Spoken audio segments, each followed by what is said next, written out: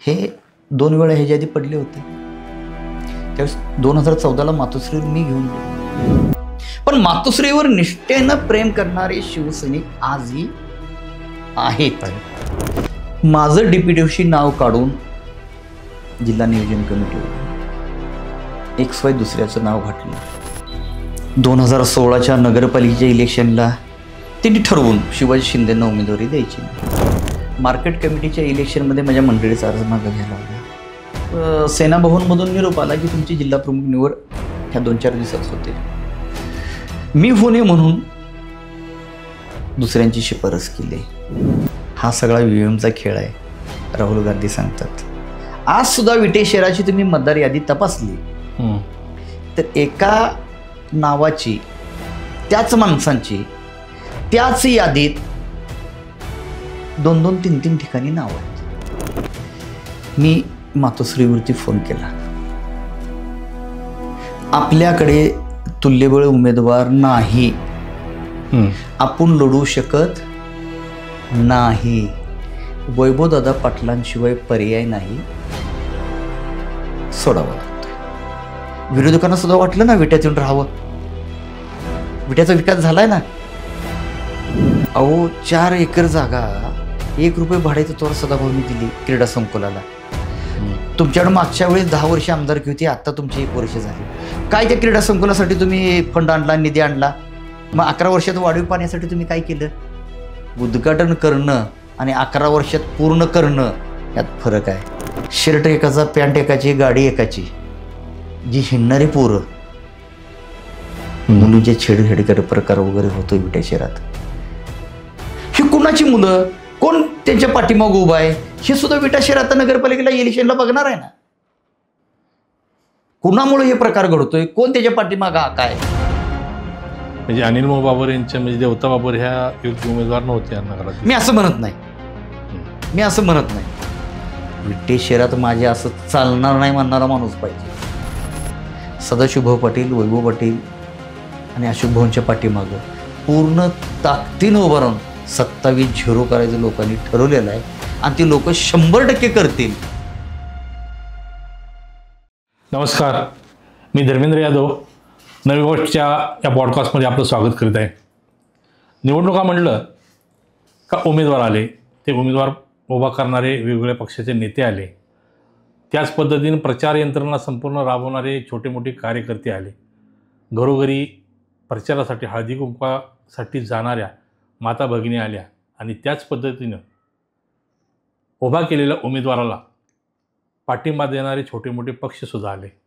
त्याच पद्धतीनं आता स्थानिक स्वराज्य संस्थेच्या संपूर्ण महाराष्ट्रभर निवडणुका सुरू झालेल्या आहेत आणि ह्या निवडणुका पिरियडमध्ये वेगवेगळे पक्ष आपले उमेदवार उभा करत आहेत आणि त्या उमेदवारांना बाकीचे पक्ष पाठिंबा देत आहेत. अशाच एका पक्षाचे प्रतिनिधी ज्यांनी गेले 38 वर्ष शिवसेनेचे निष्ठेनं काम केलं आणि विटा शहरामध्ये शिवसेना जिवंत ठेवण्याचं काम केलं, त्या शिवसेनेचे आणि सांगली जिल्ह्याचे उद्धव बाळासाहेब ठाकरे या शिवसेना गटाचे जिल्हा उपाध्यक्ष शिवाजीराव शिंदे हे आज आपले पाहुणे म्हणून उपस्थित आहेत. स्वागत आहे आपलं. नमस्कार. विटा नगरपालिकेची रणधुमाळी चालू झालेली आहे आणि त्या रणधुमाळीमध्ये आपण सध्या शिवसेना उद्धवसाहेब बाळासाहेब ठाकरे या गटाचे काम पाहत आहे.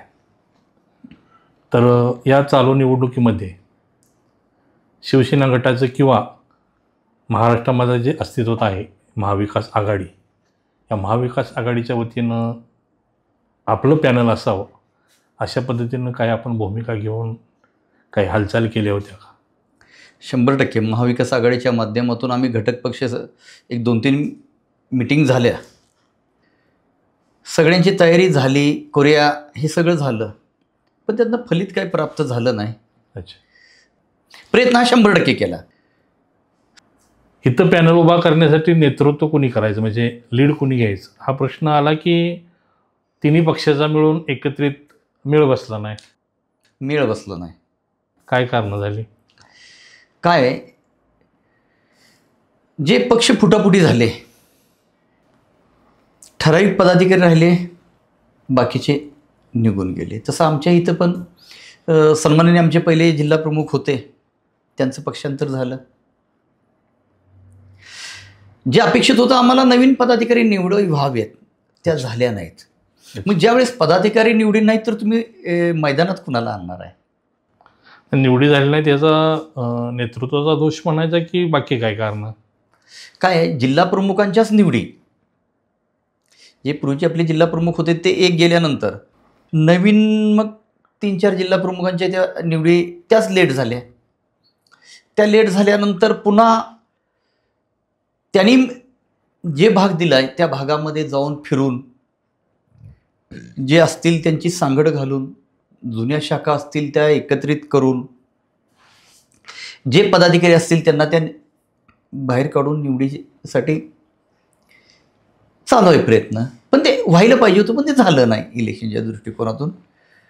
रुलिंग आमदार आहेत आणि ज्यांनी त्यांच्या विरोधात निवडणूक लढवली ते असे वैभव पाटील, ते आता नव्यानंच भाजपमध्ये दाखल झालेले आहेत आणि त्यांनी नगरपालिकेला पॅनल उभा केलेला आहे. पण ही दोघं वगळता आपल्या मतदारसंघामध्ये महाविकास आघाडीचं म्हणजे प्रकर्षानं शिवसेना, उद्धव बाळासाहेब ठाकरे गटाचं, राष्ट्रवादीचं आणि काँग्रेसचं पूर्वीसारखं प्राबल्य मग राहिलं नाही का? शरद पवार गटांचे जे काम बघतात त्यांची पुढाकार घेतला, ते झालं नाही. मग काँग्रेसचे नेते सन्माननीय अशोक भाऊ गायकवाड यांनी सुद्धा माजी आमदार सदाशिव भाऊ पाटील आणि वैभवदादा पाटील यांच्याबरोबर युती करून एकत्रितीने भाजपच्या चिन्हावर निवडणूक लढवत आहेत. देश लेवलला परस्पर विरोधी एकीकडं काँग्रेस नेतृत्व करते आणि एकीकडं भाजप नेतृत्व करते. तर त्या परस्पर विरोधी दोन्ही पक्षाची विटा लेवलला ही युती झाली असं तुम्ही सांगताय, हे कसं? कसं आहे बघा, ज्या त्या भागामध्ये ज्या त्या गोष्टी स्थानिक पातळीवर वेगळ्या असतात, ज्या त्या भागातले प्रश्न वेगळे असतात आणि अनेक वेळा ह्या दोघांनी एकत्र येऊन लढलेले आहेत.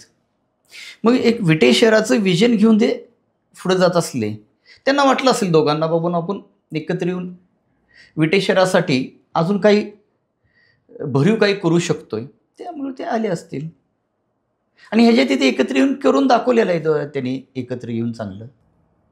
मग शिवसेना उद्धव बाळासाहेब गट हा सुद्धा त्यांच्यामध्ये सामील झालेला आहे? आम्ही सामील म्हणजे आम्ही त्यांना विटे शहराच्या सर्वांगीण विकासासाठी जे त्यांचं ध्येय धोरण आहेत ते पटल्यामुळं आम्ही त्यांना पाठिंबा दिलेला आहे. असं ऐकवत होतं की तुम्ही सुद्धा भाजपकडून उमेदवारीची मागणी केलेली होती? नाही, मी भाजपकडून मागणी केली नव्हती. मी शिवसेनेकडून प्रभाग 9मध्ये आणि 7मध्ये लढण्यासाठी होतो, पण महाविकास आघाडीचा तो मेळ जमला नाही. अच्छा, पण तुम्हाला नाही का वाटलं की संपूर्ण पॅनल होईल न होईल, परंतु तुम्ही उद्धव बाळासाहेब ठाकरे यांना न सोडता त्याच पक्षामध्ये ठाम राहिला, तर तुम्ही तो शिवसेनेचा विचार घेऊन अपक्षसुद्धा एखाद्या वार्डामध्ये तुम्ही निवडणूक लढवू शकत होता?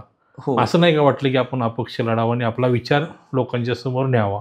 नाही, अपक्ष लढून थोडक्यात आता समजा धरून चाला, सदाभाऊ, अशोक भाऊ, वैभव पाटलांच्या नेतृत्वाखाली चालू आहे काम. आपण अपक्ष उभं राहून मग आपण तसं विचार करायला गेलं, ज्यांनी शिवसेनेचा, उद्धव साहेबांचा विश्वासघात केला त्यांना इनडायरेक्टली मदतच करतोय असं होतंय ना. म्हणून आम्ही तो निर्णय केला नाही. म्हणजे काही जरी केलं तर त्या गटाची तुम्हाला हातमिळवणी करायची नव्हते, हाच तुमचा उद्देश? हो, 100%.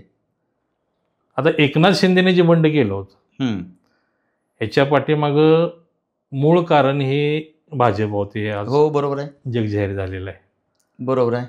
मग तुम्ही शिवसेनेवरचा राग काढण्यासाठी ज्यांनी जो पक्ष शिवसेनेच्या मुळा उठला त्यांना तुम्ही प्रत्यक्षरित्या मदत करताय असं होत नाही का? हो का, त्यांना मदत म्हणून असं नाही, मी सदाशिव पाटील यांच्या नेतृत्वाला मी कुठं भाजपला पाठिंबा असं म्हटलेलं नाही. मी सन्माननीय सदाशिवभाऊ पाटील यांच्या बरोबर आहे. अच्छा. एक निष्ठावंत शिवसैनिक म्हणून उद्धव साहेब आजारी असताना तुम्ही पक्षफोडीचं काम केलं. ठीक आहे, तुम्ही भाजपनं केलं.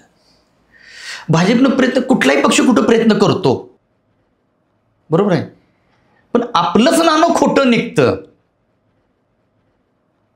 तर दुसऱ्याला दोष देण्यात अर्थ काय आहे? अच्छा. हे शिंदे साहेबांनी केलं, त्याच्याबरोबर हे लोक होते. हे 2 वेळा ह्याच्या आधी पडले होते. त्यावेळेस 2014ला मातोश्रीवर मी घेऊन गेलो. अच्छा. दुःख होणार हो. ज्या संघटनेसाठी आम्ही झटतो, भले आमची नगण्य ताकद असेल मान्य, पण मातोश्रीवर निष्ठेनं प्रेम करणारे शिवसैनिक आजही आहेत. बरोबर. बरोबर. मग आम्ही एक वेळ आमच्याबरोबर काय केलं हे विसरून जाऊ. परंतु मातोश्री बरोबर काय झालं हां, हे विसरणार. हां. ह्यांना घेऊन गेलो. माझी शिवसेना भवनमधून डेप्युटेशनवरती नाव आलं. आता एवढा द्वेष का, राग का? सेना भवनमधून माझं नाव आलं. माझं डेप्युटेशी नाव काढून जिल्हा नियोजन कमिटीवरून XY दुसऱ्याचं नाव घातलं. अच्छा. तुम्हाला नेण्यात पुढं मी होतो. 2016च्या नगरपालिकेच्या इलेक्शनला त्यांनी ठरवून शिवाजी शिंदेंना उमेदवारी द्यायची नाही. अच्छा. असं काय त्यांच्यात झालं. 2014ला स्वर्गीय अनिल भाऊ शिवसेनेमध्ये आले. हो. आणि 2016ला नगरपालिका लागली. हां, तिथं डावलण्यात आलं. जे देताना मला काही नेताना आश्वासनं दिली होती, त्यातलं हे मार्केट कमिटीच्या इलेक्शनमध्ये माझ्या मंडळीचा अर्ज मागं घ्यायला लावला. डेप्युटेशन झालं. दरम्यानच्या काळामध्ये मला सेना भवनमधून निरोप आला की तुमची जिल्हा प्रमुख निवड ह्या 2-4 दिवसात होते. मी आनंदानं सांगायला गेलो सन्मानित लोकांना, मी होणे म्हणून दुसऱ्यांची शिफारस केली. अच्छा. त्यांना स्थानिक विट्यातला माणूस वाढवायचा नव्हता. म्हणजे अनिल भाऊनी तुम्हाला शिवसेनेत गेल्यानंतर हां डेप्युटेशनवरती डावललं, हां जिल्हा प्रमुख पदाला डावललं, हां आणि नंतर विटा नगरपालिकेच्या निवडणुकीला डावललं, मार्केट कमिटीला म्हणजे आणि मार्केट कमिटीला तुम्हाला अर्ज, म्हणून तुम्ही त्यांच्याबरोबर न जाता तुम्ही सदाभाऊंच्या बरोबर जाताय. नाही, त्यांनी डावललं म्हणून नव्हे, हो का, ते माझ्या नशिबात नव्हतं, मी असं समजेन. अच्छा. सगळ्यात महत्त्वाचं असं आहे, ज्या उद्धव साहेबांनी तुमच्यासाठी इथं येऊन प्रयत्न केले,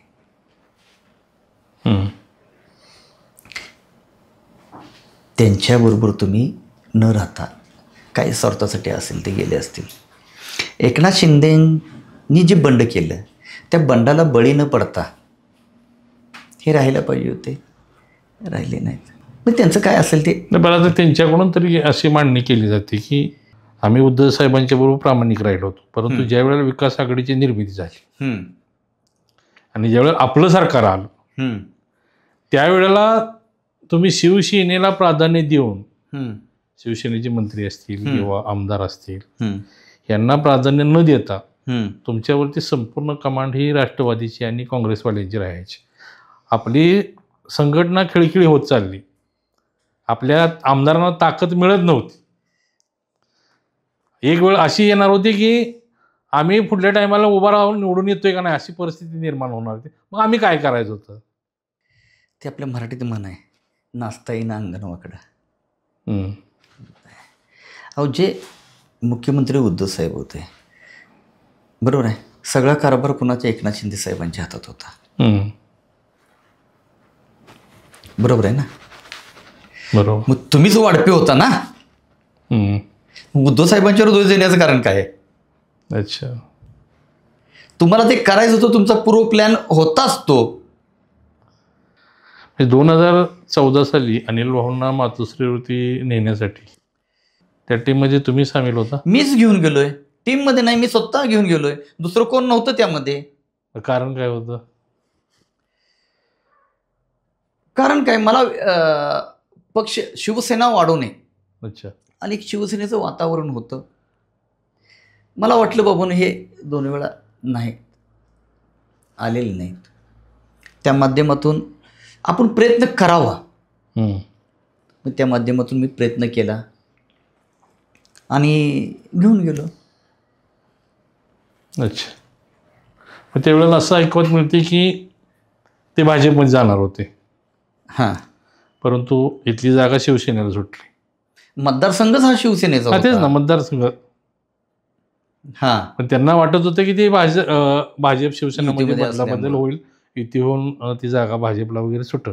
नाही, मी वरून सोडू नका म्हणून सांगितलं होतं. अच्छा. याच आपल्याकडनं लढतील. त्यावेळेला तुमच्याकडे कोणतं पद होतं? मी उपजिल्हा प्रमुख होतो. अच्छा. जिल्हाध्यक्ष बजरंग पाटील होते का? नाही, जिल्हाध्यक्ष त्यावेळेस आनंदराव. आनंदराव बापू होते. हिंदू हृदय सम्राट बाळासाहेब ठाकरे यांनी शिवसेना उभी केली आणि समर्थपणे चालवली. बाळासाहेब हयात असताना त्यावेळेला वेगवेगळी बंड झालेली होती. म्हणजे छगन भुजबळांनी ज्यावेळेला अशक्य होतं त्यावेळेला बंड केलं, ते बाहेर पडले. त्याच्यानंतर नारायण राणेंनी बंड केलं आणि तेही बाहेर पडले.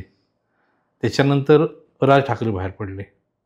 परंतु एकनाथ शिंदेने बंड केल्यानंतर तेवढी खंबीरपणे शिवसेना उभी राहताना दिसली नाही, किंवा बाळासाहेबांचा त्यावेळेचा शिवसैनिक आणि आत्ताचा शिवसैनिक तेवढ्या प्रखरपणे लढताना दिसला नाही, किंवा संघटना वाढवताना दिसला नाही. ह्याच्या पाठीमागं कारण काय? नाही, वाढवता दिसलं असं नाही. शिवसेना आज ही भक्कम आहे. जे विकले जाणार होते, हो का, ज्यावेळेस फुटायच्या टायमाला उद्धव साहेबांना जी चर्चा झाली होती, आपण बातम्यातनी पाहिलं. उद्धव साहेब म्हणले जे मनानच विकले गेले त्यांना आपण थांबवून करायचं आहे काय? अच्छा. जाणार आहे, जाऊ देत ना. निष्ठावंतांची फाळी पाठीमाग उभी आहे. अच्छा. मग आजही निष्ठावंत मातोश्रीवर प्रेम करणारे आहेत. म्हणजे हो का, ज्याला थांबायचंच नाही तो कारण लाख सांगेल. अच्छा. हां, ते कुठे गेलेले नाहीत. मग कशामुळे गेले, काय झालं, हे सगळं जनतेला माहिती आहे ना. आणि आजची अवस्था काय आहे, येणाऱ्या महिन्यात 1.5 महिन्यात काय अवस्था होईल, नाही, ते त्यांचं राजकारण झालं. पण शिवसेनेच्या बाबतीत मग शिवसेना जर आहे असे स्ट्रॉंग आहे, हां, मग त्या आमदारकीच्या वेळेला मग तसे रिझल्ट काय मिळाले नाहीत? आमदारकीचे मिळाले का नाहीत? हे बघा, लोकसभेला महाविकास आघाडीच्या माध्यमातून महाविकास आघाडीला जेवढं यश मिळालं लोकसभेला, बरोबर, मग हे जाणवलं ह्यांना की विधानसभा सुद्धा आपल्या हातात राहणार नाही. हां, मग संजय राऊत साहेब सांगतातच बघा, हा सगळा ईव्हीएमचा खेळ आहे, राहुल गांधी सांगतात आणि अनेक पुरावे दाखवतात. आज सुद्धा विटे शहराची तुम्ही मतदार यादी तपासली तर एका नावाची, त्याच माणसांची त्याच यादीत 2-2, 3-3 ठिकाणी नाव आहेत. अच्छा. मी आजही सांगतोय, त्यावेळेस महाविकास आघाडीचे उमेदवार वैभवदादा पाटील हे विजय आमच्या अभ्यासाच्या दृष्टिकोनातून आहेत. दुसरी गोष्ट, राजेंद्रांना देशमुख आटपाडी तालुक्यात त्यांचं प्राबल्य राहिलं नाही असं तुम्ही दाखवतोय, 10,000 मतदान. दुसरी गोष्ट, XY अजून आटपाडीतले उमेदवार होते, त्यांची सासरवाडी पारे,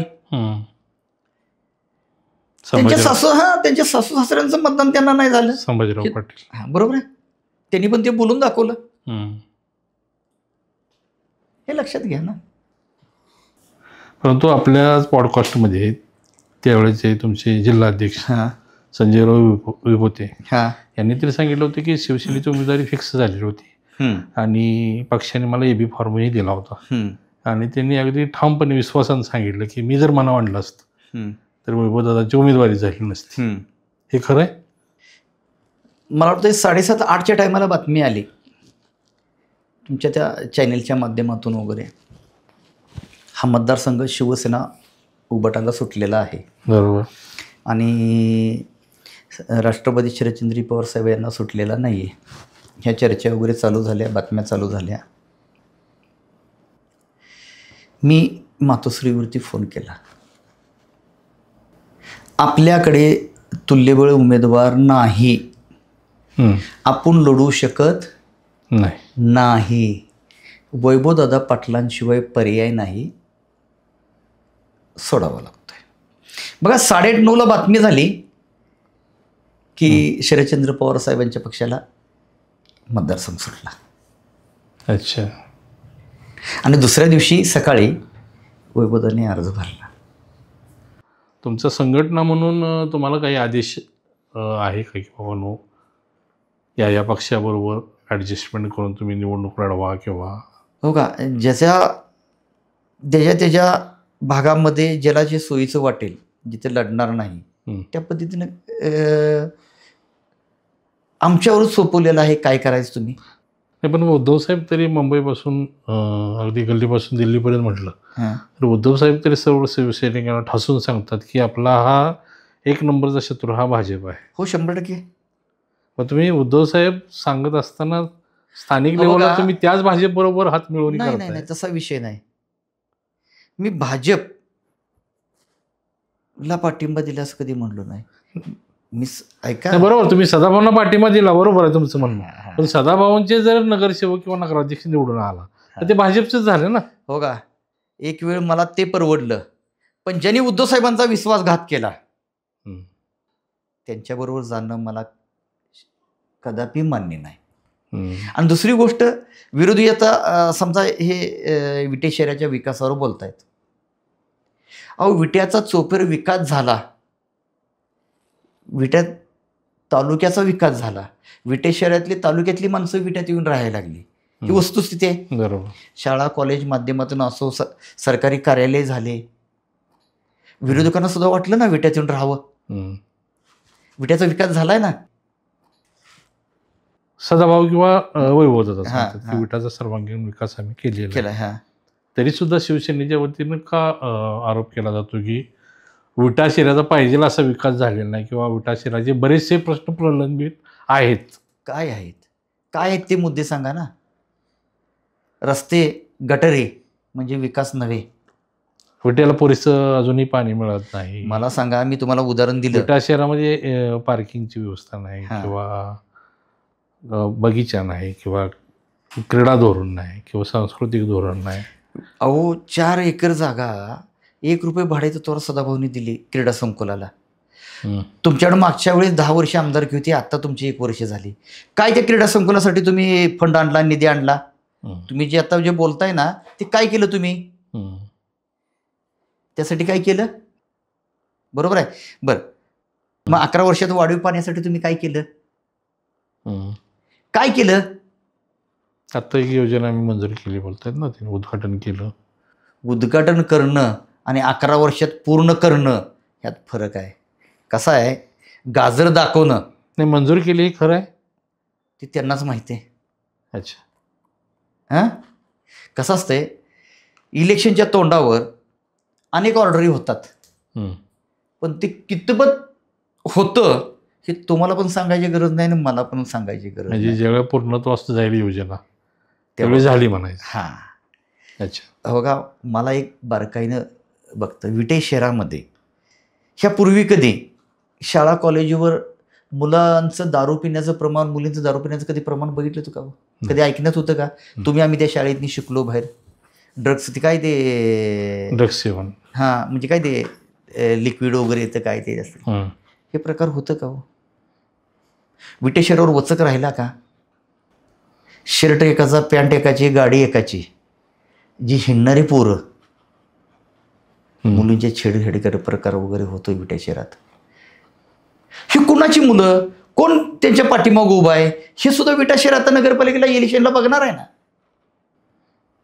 कुणामुळे हे प्रकार घडतोय, कोण त्याच्या पाठीमागं काय? विटा एक सुसंस्कृत आहे. सर्व धर्मीय सगळे एकत्र एक गुणानं राहतात. विट्यात कधी जातीवाचक आपण कधी काय आंदोलन वगैरे ह्या समाजाचं वगैरे काय ते बघितले का? मग हे एक संघ ठेवण्याचं काम कोणी केलं तर पाटील कुटुंबाने केलं. हो का, मी त्या विरोधक असलो तरी काय चांगल्याला चांगलं म्हणावं हे मला निश्चित वाटतं. मग आपण त्यापर्यंत पोचू शकणार नाही नगरपालिका इलेक्शन लढताना. मग उद्धव साहेबांच्या बरोबर ज्या मिंदे गटाने विश्वासघात केला, मग त्यांच्याबरोबर न जाता मग ह्यांच्यावर जाणं मी 100% योग्य माझ्या दृष्टिकोनातून समजलो. अच्छा. म्हणून मी त्यांच्याबरोबर गेलो. आता विटा शहरामध्ये पार्किंगची व्यवस्था किंवा दुरवस्था आहे असं तुम्हाला नाही का वाटत, म्हणजे प्रामाणिकपणे? हो का, मी तेच तुम्हाला सांगितलं. विट्यामध्ये पाणी आलं, विट्याचा विकास झाला, MIDC असो किंवा कारखाने असो, कॉलेजेस असो. त्यामुळे पूर्वीची विट्याची लोकसंख्या आणि आत्ताची विट्याची लोकसंख्या, आता मतदान 48,000च्या आसपास आहे, लोकसंख्या 75,000च्या प्लस आहे. बरोबर आहे. अजून बाहेरून लोक विट्यात येऊन राहतात. पूर्वीचेच रस्ते, बाजारपेठा वगैरे तुम्ही बघितली तरी जी पाण्याच्या टाकीपाशी भाजी मंडई बसत होती ती तिकडं नेली. विट्याचा विकास म्हणजे विटा पसरतोय, लोकसंख्या वाढते. आता पूर्वी तुमच्या आमच्या घरी पण एक गाडी किंवा आपण सायकलीवर हिंडतो. आज सहजोबरे आपल्या घरी 2-3 गाड्या आहेत. वाहनांची संख्या वाढली, जागा तीच आहे, अडचणी निर्माण होणार की. प्रशासक एक 4 वर्ष समजा प्रशासक होता. हो. पण त्याच्या पाठीमागं सदाभाऊंच्या नेतृत्वाखालीच म्हणजे गेली जवळजवळ 40-45 वर्ष नगरपालिका. आता तुम्ही सांगता की जी समस्या आहे, परंतु सलग सत्ता असताना शहर वाढीच्या दृष्टीनं मग ते प्लॅनिंग झालं नाही म्हणायचं का? मग पार्किंग असेल किंवा अपुरा पाणी पुरवठा असेल किंवा इतर समस्या असतील, शहरवाढीच्या दृष्टीनं प्लॅनिंग झालं नाही म्हणायचं? 100%. मी तुम्हाला काय सांगतोय, पूर्वी तुम्हाला सांगितलं आपण वाटीनं पाणी आणत होतो, त्यावेळेस नगरपालिकेचे नळ पूर्वी चौकाचौकातनी असायचे. नाही, बरोबर, हे झालं ना, म्हणजे काय की शहर वाढलं, लोकसंख्या वाढली, बरोबर आहे. मग त्यानुसार भविष्याचं प्लॅनिंग झालं नाही का? अहो, तेच सांगतोय तुम्हाला मी. ते झालं म्हणून तरी आता 75-80 हजार लोकसंख्येच्या आसपास ते पुरवठतोय. अजून जर विटा शहर डेव्हलप होत असेल तर त्याला पर्याय पण त्या पद्धतीनं पाहिजे. मग मला तर तेच तुमच्या मुद्द्यावर मला यायचं आहे. तुमच्याकडे 11 वर्ष आमदारकी असताना तुम्ही ते काय केलं, नुसतं बोलणं आणि करून दाखवणे ह्यात फरक आहे. अच्छा. हे नुसतं विरोधकांच्याकडनं नुसतं बोलण्याचं काम आहे. थोडक्यात ते गावठी भाषेत म्हणे बघा, बडे बडे बात्याने वडापाव खाते, नुसतं. ह्याच्या पलीकडे काय नाही. अच्छा. पोरछेव नुसतं आहे, ह्याच्या पलीकडे काय नाही. सदाभाऊ जोपर्यंत नगरपालिकेचं काम पाहत होते तोपर्यंत विटामध्ये, आता तुम्ही मगापासून उल्लेख केला, एवढीशी गुन्हेगारी वाढली नव्हती. परंतु आत्ता गेल्या 10 ते 15 वर्षाच्या पिरियडमध्ये म्हणजे विटा शहरामध्ये अगदी असं म्हटलं जायचं की एखादी सामान्य स्त्री रात्रीच्या 12 वाजता जर बस स्टँडला उतरली तर ती एकटी घरी जात होती. बरोबर आहे. बरोबर आहे. परंतु ह्या 10-15 वर्षामध्ये एखादी सामान्य स्त्री बस स्टँडवरून घरी जाण्याचं तर सोडाच, परंतु एखाद्या सामान्य घरातली शालेय मुलगी शाळेला गेल्यानंतर आपले संध्याकाळी 5 वाजता व्यवस्थित घरी येईल का नाही याची पालकांना गॅरंटी वाटत नाही. त्याच्या पाठीमाग काय कारण आहेत? विटे शहराला एक वेगळ्या मार्गावर नेणारी लोक आहेत, त्यांच्या मागं कोण आका हे तुम्हीच बघा. ह्या वाईट प्रवृत्ती विट्यात वाढत चाललेत. बरोबर आहे. ह्या थांबवायच्या असतील तर विटा एक संघ चांगलं ठेवायचं असेल तर आत्ता वैभव पाटील आणि सदाभाऊ अशोक यांच्या नेतृत्वाखाली गरजेचं आहे. म्हणजे ह्याला तुम्ही जे म्हणता ना, एखादी मुलगी कॉलेजमधनं शाळेमधनं घरापर्यंत सुरक्षित येईल का नाही हे माहीत नाही, एखादी महिला बाजारातनं येईल नीट येईल का नाही माहीत नाही. बरोबर आहे. बरोबर. ह्या सगळ्याच नेते मंडळींनी ह्या गोष्टीवर सगळ्यांनी एक विचारानं विट्यात ते नवीन मतदारसंघात किंवा महाराष्ट्रात सुद्धा असं होणे, सगळ्यांनी यावं. ह्याच्यासाठी पोलीस प्रशासनाची पण वचक तेवढीच पाहिजे. हे कशामुळे वाढतं? पोलीस प्रशासन सुद्धा ह्यात गुन्हेगारीच्या पाठीमागं हप्तेखोरीत अडकले म्हणून होतंय ना हे. अच्छा. कारण दुर्दैवाने का बोला वाटतं की आज संपूर्ण महाराष्ट्रभर आपण बातम्या ऐकतोय. हो. आता परवा बघा ते 3 वर्षाची का 5 वर्षाची मुलीला ट्रीट मार. मग तर तेच घटना आपल्या विट्यापर्यंत येतो. हां तुम्ही राजकारणाचा हा मुद्दा अगदी नगरपालिका असेल किंवा पंचायत समिती जिल्हा परिषद असेल, हा राजकारणाचा मुद्दा न मांडता दोन्ही पक्षाच्या नेतेमंडळींनी एकत्र येऊन ह्याच्यावरती तोडगा काढावा, काही सशक्त राजकारण करावं. करावं. 100% 100%. हे मी कुणाचे कोण आहेत असं मी म्हणत नाही, पण अशा गोष्टीसाठी ह्या नेतेमंडळींनी एकत्र येऊन जे दुसरीकडे घडतंय ते आपल्याकडे घडू नये ही दक्षता घ्यावी. हे तुमच्या माध्यमातून माझी सुद्धा त्यांना विनंती आहे. गेली 38 वर्षे तुम्ही शिवसेनेमध्ये प्रामाणिकपणे काम करताय. या संपूर्ण कालावधीमध्ये बाळासाहेबांची आणि तुमची किती वेळा भेट झाली? बाळासाहेबांची आणि माझी भेट तशी 5 ते 6 वेळा झाली. अच्छा, एखाद्याशी तुमच्या स्मरणात राहील असं एखादा आठवणीतील जर तुमच्या मनाच्या कुठल्या जरी कोपऱ्यामध्ये क्षण आहे, हां एक प्रत्येक व्यक्तीशी आठवण असते, हां. अशी एखादी आठवण तुम्ही सांगू शकाल? बघा काय आहे, असं प्रत्येक वेळेस मिटिंगला गेलो की एक अंतर असायचं, त्यामुळे तिथंपर्यंत जाता येत नव्हतं. एक काळ असा होता की साहेबांचं म्हणजे जुने मातोश्री निवासस्थान होतं बांधऱ्या. हां, जे आत्ता जी मोठी इमारत झाली तिथं ते जुनी इमारत होती. आणि आम्ही कमांडर गाडी अच्छा. ताडपदरी असलेली गेलतो. मग साहेब आत निरोप गेल्यानंतर साहेब त्या फोर्चमध्ये आले. साहेबांच्या पाया पडलो, हातात हात दिला. मग साहेब किती जॉली म्हणू किंवा खेळकर होते, चेष्टा मस्करी. अरे बाळानो, ही गाडी आणली? बार बार बार बार. जाताना पाणी टाकून घ्या. म्हणजे चेष्टा मस्करी. म्हणजे आम्ही म्हणलो असं नाही नाही तसं नाही, जनरल सांगितलं. म्हणजे असं म्हणजे सामान्य शिवसैनिकामध्ये मिळून मिसळून हां, येऊन हातात हात देऊन, म्हणजे ते इथंपर्यंत काय काळजी करू नका, तुम्ही माझे वाघ आहात, काय लागलं तर मला म्हणजे काय एक फोन करायचा. म्हणजे असं पूर्वी ते लँडलाईन असायचे वगैरे. म्हणजे त्याला मी खूप भारावून गेलो. म्हणजे ते कसं आहे की हो का, आज देशाचं एक त्याचा रुबाबान दबदबा, त्या व्यक्तीजवळ थांबणे आणि एक 5-7 मिनटं असतील आम्ही सगळ्यांच्या बरोबर ते बोलणं, आणि ते पायी भगवी लुंगी भावा शर्ट, ते विलक्षण. म्हणजे आपण कुठं आलोय. अच्छा, हे असंच. म्हणजे बाळासाहेबांना भेटायचं म्हणजे शिवसैनिकाच्या दृष्टीनं भाग्याचा दिवस. हो हो हो, येस. अच्छा, 100%. असं आहे. पुन्हा युती शासन आलं आणि बाळासाहेब कोल्हापूरच्या अंबाबाईचे दर्शनाला मुख्यमंत्री वगैरे घेऊन आले ते. त्या अयोध्या हॉटेल काहीतरी कोल्हापुरात नाव विसरलं हॉटेलचं, त्या ताराबाई चौकात कोपऱ्यावर आहे.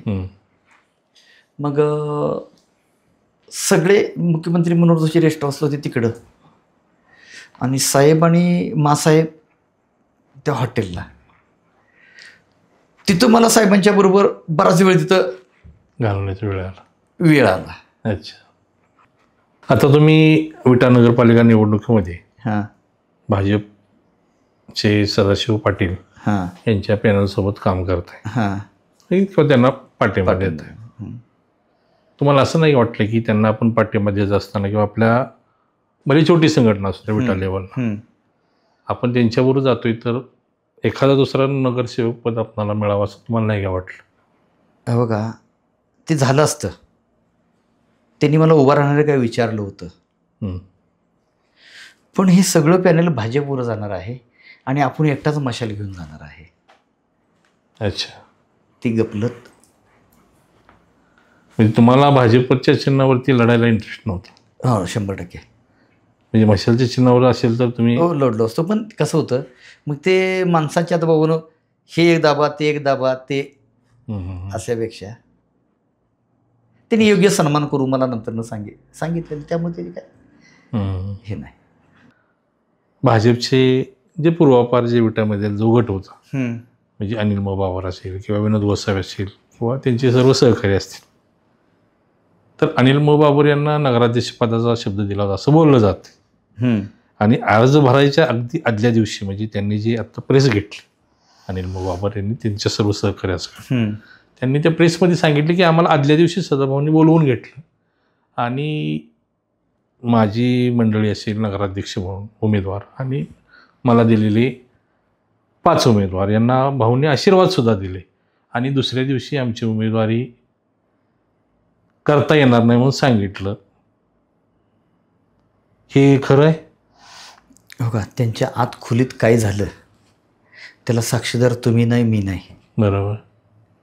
हां, पण ज्यावेळेस नगराध्यक्ष पदाचं चाललं होतं त्यावेळेस आमची सर्वसामान्याची चर्चा अशीच होती, जे आम्हाला वाटत होतं की प्रतिभा नानी न मिळावं. कारण तुमचा साधा म्हणजे तोंड ओळख असू दे, खरं काही इंजान नसू दे, पण तुमच्यात हे झालंय, शिव कार्यक्रम आहे किंवा मुलाचा वाढदिवस आहे, कुठं काही एखादं हे झालंय, काही प्रसंग आलेला असू दे, ही दोघं नवरा बायको गाडीवर किक मारली तिथे गेलेत बघा. अच्छा. सामान्यात आपलंसं वाटणारं, आपल्या घरातलं कोणतरी असं वाटणारं ते नेतृत्व प्रतिभा नानी. म्हणजे अनिल बाबर यांच्या म्हणजे देवता बाबर ह्या योग्य उमेदवार नव्हत्या नगराध्यक्ष? मी असं म्हणत नाही, मी असं म्हणत नाही. हो का, प्रत्येकाचे एक विचार वेगळे असतात, प्रत्येकाचे विचार हे वेगळे असतात. माझे वैयक्तिक मी विचार सांगितले. अच्छा. सामान्य विटेकरांना हां, तुम्ही काय आव्हान कराल? आज विटे शहर कोणत्या मार्गानं चाललेलं आहे? विटे शहरामध्ये शाळा कॉलेजवरनं मुलांना व्यसनाचं प्रमाण वाढलं आहे. विटे शहरावर नेत्यांचा वचक नाही राहिलेला. हां, चौकाचौकातनी टोळकं उभं राहतंय. तुम्हीच मग अशी म्हटलं त्या पद्धतीनं सुरक्षितेची भीती वाटते. आज पालक सोडायला जातात आणि आणायला जातात, एकटीला मुलाबाळांना सोडत नाहीत. हे तर बरोबर आहे. बरोबर. पण सगळ्यात महत्त्वाचं तुमच्या मुलाबाळांचं, तुमच्या आमच्या मुलाबाळांचं संरक्षण होणं महत्त्वाचं आहे. हे तर बरोबर आहे. बरोबर. मग ह्यासाठी विटे शहरात खमकन नेतृत्व पाहिजे. मेडकं खमकं असलं ना तर पोलीस प्रशासनाला पण त्याच्यावर वचक बसतो. विटे शहरात माझे असं चालणार नाही म्हणणारा माणूस पाहिजे. अच्छा.